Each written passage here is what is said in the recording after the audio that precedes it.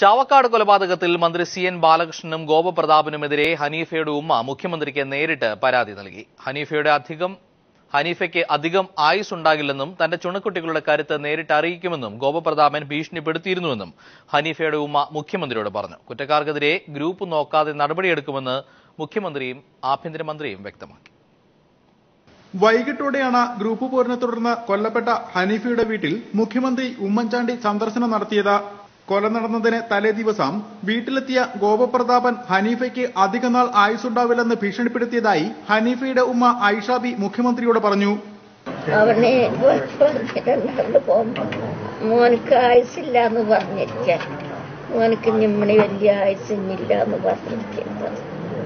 പിന്നെ അവന്റെ ഗോപപ്രതാപന്റെ ചുണക്കുട്ടികളെ കാണിച്ചു തരാമെന്നും പറഞ്ഞു. കുറ്റവാളികളെ നിയമത്തിന് മുന്നിലെത്തിക്കുമെന്ന സന്ദർശന ശേഷം മുഖ്യമന്ത്രി മാധ്യമങ്ങളോട് പറഞ്ഞു. എന്തിന്റെ പേരിലായാലും കൊലപാതകം തന്നെയാണെന്ന് മുഖ്യമന്ത്രി പ്രതികരിച്ചു. നിയമം കയ്യിലെടുക്കാൻ ആരെയും അനുവദിക്കാൻ പാടില്ല എന്നതാണ് കോൺഗ്രസ് എന്നും സ്വീകരിച്ചിട്ടുള്ളൊരു സമീപനം.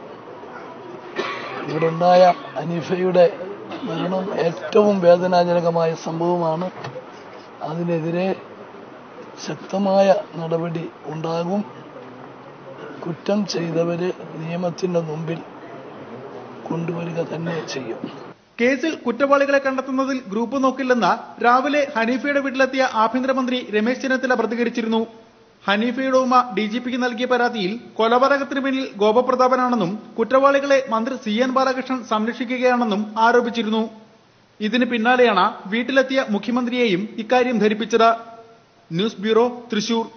ഉധംപൂർ ആക്രമണത്തിനെത്തിയ പ്രതികളുടെ രേഖാചിത്രങ്ങൾ പുറത്തുവിട്ടു. തീവ്രവാദി നവേദിന്റെ കൂടെയുണ്ടായിരുന്ന 2 പേരുടെ രേഖാചിത്രമാണ് NIA പുറത്തുവിട്ടത്. അതേസമയം വീണ്ടും തീവ്രവാദികൾ ഇന്ത്യയിലേക്ക് കടന്നതായി NIAക്ക് വിവരം ലഭിച്ചിട്ടുണ്ട്. ആഗസ്റ്റ് 5-ന് രാജ്യത്തെ ഞെട്ടിച്ച് കാശ്മീരിൽ ആക്രമണം നടത്തി 2 സൈനികരെ കൊലപ്പെടുത്തിയ ഭീകരരുടെ രേഖാചിത്രങ്ങളാണ് NIA പുറത്തിറക്കിയത്. 4 ഭീകരരാണ് ആക്രമണം നടത്തിയത്. ഇതിൽ ഒരാളെ സൈന്യം വധിക്കുകയും മറ്റൊരാളെ ഗ്രാമീണർ പിടികൂടുകയും ചെയ്തു. ഇപ്പോൾ പുറത്തുവിട്ടിരിക്കുന്ന രേഖാചിത്രത്തിലുള്ള 2 പേർ അന്ന് രക്ഷപ്പെട്ടിരുന്നു. പിടിയിലായ ഭീകരൻ മുഹമ്മദ് നവേദിനെ ചോദ്യം ചെയ്താണ് ഒപ്പം നുഴഞ്ഞുകയറിയ ഭീകരരുടെ രേഖാചിത്രം NIA തയ്യാറാക്കിയത്. പാകിസ്ഥാനിലെ കെയ്ഹർ പുഗ്വ മേഖലയിൽ നിന്നുള്ളവരാണ് പുറത്തുവിട്ട രേഖാചിത്രത്തിലുള്ള ഭീകരരെന്നാണ് അനുമാനം. സർജം അലിയാസ് മുഹമ്മദ് ബായ്, അക്കു ഒക്കാഷ എന്നിവരാണ് ഇവരുടെ പേരുകളെന്ന് NIA അറിയിച്ചു. കാശ്മീരിൽ ഉധംപൂരിൽ ഇവർ നടത്തിയ ആക്രമണത്തിൽ 2 BSF ജവാന്മാർ കൊല്ലപ്പെട്ടിരുന്നു.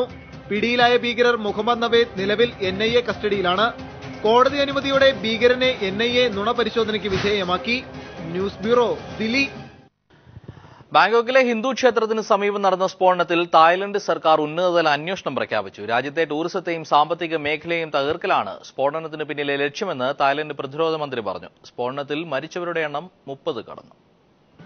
ബാങ്കോക്കിലെ പ്രമുഖ വിനോദസഞ്ചാര കേന്ദ്രമായ ചിൽഡോമിലുള്ള ഇറവൻ ക്ഷേത്രത്തിന് സമീപമാണ് സ്ഫോടനമുണ്ടായത്. ചൈന, തായ്വാൻ, ഫിലിപ്പൈൻസ് എന്നിവിടങ്ങളിൽ നിന്നുള്ളവരാണ് അപകടത്തിനിരയായവരിൽ ഏറെയും. സംഭവസ്ഥലത്തു നിന്നും വേറെയും ബോംബുകൾ കണ്ടെത്തി. മോട്ടോർ സൈക്കിളിൽ ഘടിപ്പിച്ച ബോംബാണ് പൊട്ടിത്തെറിച്ചതെന്ന് പ്രാഥമിക റിപ്പോർട്ടുകൾ പറയുന്നു. വൈദ്യുത തൂണിൽ നിന്നാണ് പൊട്ടിത്തെറിയുണ്ടായതെന്നും റിപ്പോർട്ടുകളുണ്ട്. ആക്രമണത്തിന്റെ ഉത്തരവാദിത്വം ആരും ഏറ്റെടുത്തിട്ടില്ല. കൂടുതൽ ബോംബുകൾക്കായി പരിസര പ്രദേശങ്ങളിൽ തിരച്ചിൽ ശക്തമാക്കി. പൊതുവെ രാഷ്ട്രീയ സംഘർഷങ്ങൾക്ക് പേരുകേട്ട നഗരമാണ് ബാങ്കോക്ക്. ബാങ്കോക്കിനെ ഞെട്ടിച്ച ആക്രമണം നടത്തിയവർക്കായി അധികൃതർ വലവിരിച്ചിട്ടുണ്ട്. ഏതെങ്കിലും തീവ്രവാദ സംഘടനയ്ക്ക് പങ്കുണ്ടോയെന്നും അന്വേഷിച്ചു വരികയാണ്. അതേസമയം രാജ്യത്തെ ടൂറിസത്തെയും സാമ്പത്തിക മേഖലയും തകർക്കലാണ് സ്ഫോടനത്തിന് പിന്നിലെ ലക്ഷ്യമെന്ന് പ്രതിരോധ മന്ത്രി പ്രവിത് വോങ്സുവോങ് പറഞ്ഞു. 100-ലേറെ പേർക്ക് ആക്രമണത്തിൽ പരിക്കേറ്റു. International desk. സംസ്ഥാനത്തെ ഹോട്ടലുകളിൽ ആരോഗ്യ ഭക്ഷ്യസുരക്ഷാ വിഭാഗത്തിന്റെ സംയുക്ത പരിശോധന. പൊതുജനാരോഗ്യം കണക്കിലെടുത്ത് ഓണം സീസണിലെ പ്രശ്നങ്ങൾ ഒഴിവാക്കാനാണ് പരിശോധന നടത്തുന്നത്. ചെറിയ പിഴവുകൾ കണ്ടെത്തുന്ന ഹോട്ടലുകൾക്ക് നോട്ടീസ് നൽകുകയും തീർത്തും മോശം സ്ഥിതിവിശേഷമുള്ള ഹോട്ടലുകൾ അടച്ചുപൂട്ടാനും തീരുമാനമായി. ആദ്യമായാണ് ആരോഗ്യവകുപ്പും ഫുഡ് സേഫ്റ്റി ഡിപ്പാർട്ട്മെന്റും സംയുക്തമായി സംസ്ഥാന വ്യാപകമായി ഭക്ഷണശാലകളിൽ റെയ്ഡ് നടത്തുന്നത്. 4335 ജീവനക്കാർ ഉൾപ്പെട്ട 980 ടീമുകളാണ് സംസ്ഥാനത്തിന്റെ വിവിധ മേഖലകളിൽ റെയ്ഡ് നടത്തിയത്. വിവിധ ജില്ലകളിലെ ആയിരക്കണക്കിന് ഹോട്ടലുകൾ, കൂൾ ബാറുകൾ, ബേക്കറികൾ, കാറ്ററിംഗ് സെന്ററുകൾ, സോഡ നിർമ്മാണ കേന്ദ്രങ്ങൾ, ഐസ് ഫാക്ടറികൾ ഉൾപ്പെടെയുള്ള സ്ഥാപനങ്ങളിൽ പ്രത്യേക സ്ക്വാഡുകളാണ് റെയ്ഡ് നടത്തിയത്. പൊതുജനങ്ങളുടെ ഭക്ഷ്യസുരക്ഷയുമായി ബന്ധപ്പെട്ട് നടത്തുന്ന പതിവ് പരിശോധനകളിൽ നിന്നും വ്യത്യസ്തമായി ഓണനാളുകളിലെ പ്രാധാന്യം കൂടി കണക്കിലെടുത്താണ് ശക്തവും വ്യാപകവുമായ പരിശോധനയ്ക്ക് രൂപം നൽകിയതെന്ന് അധികൃതർ വ്യക്തമാക്കി. പ്രത്യേകിച്ച് ഒരു ഓണം ഫെസ്റ്റിവൽ സീസൺ ആയതുകൊണ്ട് ജനങ്ങൾ കൂടുതൽ റെസ്റ്റോറൻറ്റ് ഹോട്ടൽസൊക്കെ ഡിപ്പെൻഡ് ചെയ്യുന്ന ഒരു സമയം കൂടിയാണ്. ഇത് സാധാരണ നിലയിൽ ഇത് റുട്ടീനായിട്ട് നമ്മൾ ഡിപ്പാർട്ട്മെന്റ് ചെയ്യുന്നുണ്ട്, ഫുഡ് സേഫ്റ്റിയും ചെയ്യുന്നുണ്ട്. ഇതിപ്പോൾ ഈ ഒരു പ്രത്യേക സാഹചര്യം മനസ്സിലാക്കിയിട്ടാണ് ഇതൊരു കമ്പൈൻഡ്, ആദ്യമായിട്ടാണ് ഹെൽത്ത് ഡിപ്പാർട്ട്മെന്റും ഫുഡ് സേഫ്റ്റിയും കമ്പൈൻഡ് ആയിട്ട് നമ്മളൊരു പരിശോധന നടത്തുന്നത്. ആരോഗ്യവകുപ്പിന്റെയും ഭക്ഷ്യസുരക്ഷാ വകുപ്പിന്റെയും മാർഗനിർദ്ദേശങ്ങൾ പാലിക്കാതെ നടത്തിയ 1255 ഹോട്ടലുകൾക്ക് കാരണം കാണിക്കൽ നോട്ടീസ് നൽകി. ഹോട്ടലുകളിൽ നിന്ന് മാത്രം 58,750 രൂപ പിഴ ഈടാക്കി. ആകെ 1,09,600 രൂപ പിഴ ചുമത്തി. 100ഓളം സ്ഥാപനങ്ങൾക്കെതിരെ കർശന നടപടി സ്വീകരിക്കാൻ ഫുഡ് സേഫ്റ്റി അധികൃതർക്കും 114 സ്ഥാപനങ്ങൾക്കെതിരെ നടപടി സ്വീകരിക്കാൻ തദ്ദേശ സ്വയംഭരണ സ്ഥാപനങ്ങൾക്കും പരിശോധനാ സംഘം ശുപാർശ ചെയ്തു.